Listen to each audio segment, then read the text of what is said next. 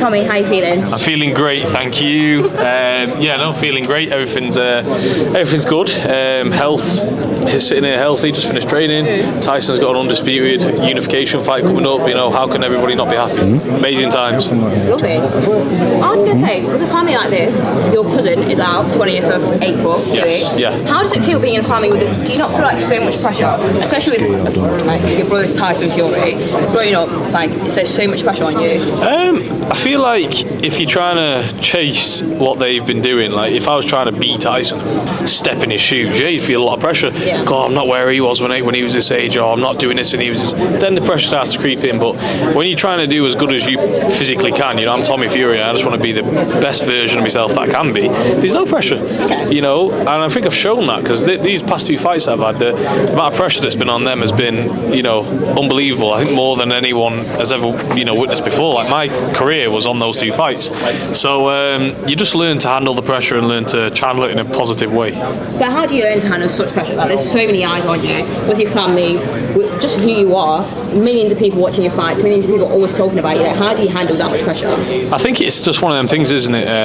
You know, to put it bluntly, when you get to the big stage and the big lights, you're going to either shit yourself or you're going to either get on with it and don't freeze.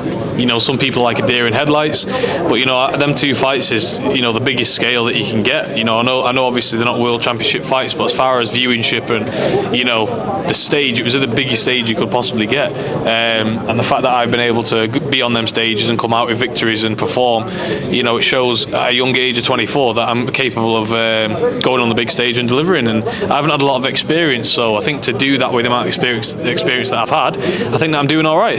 You are doing all right. But what are your goals? Like, if you were to retire, what would you say you only have achieved?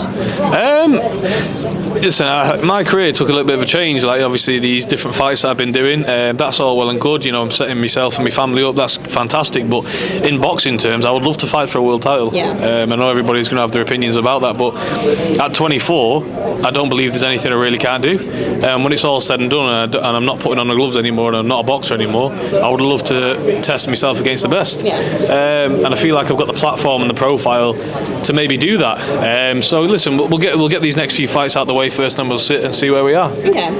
Really quick fire questions. Who would you say is the face of boxing? Big GK. Okay. If you could fight any boxer of all time, who would it be?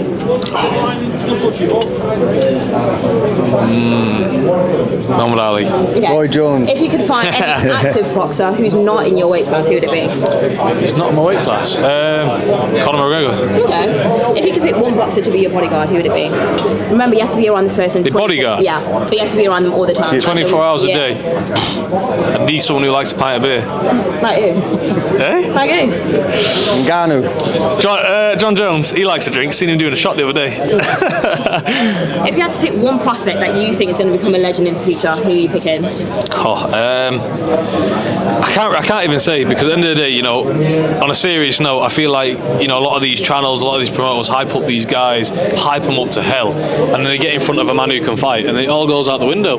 Like, honestly, for the first 10 fights, it's like Muhammad Ali's been born again every time, but then they step up and it's like, oh, he really wasn't that good. So it's like, I can't even say that. Like, you know, there'll be a world champion when there'll be a world champion, but until they've fought somebody, you can't say if someone's going to be any good or not. You can't. Yeah. So that's my answer to that question. I mean, that's fair enough. And just to end on, if your brother obviously does when he defeats Usyk, what do you think will happen with the AJ fight? Yeah, I think it's a fight, you know, that the whole of England wants to see, definitely, and the world, obviously. But there's only one winner there, and I think everybody knows it. I think that fight has to happen just because they're both massive personalities, both massive figures in the sport. So I think it's going to happen, but there definitely is only one outcome there. Yeah. Thank you very much. Thank you.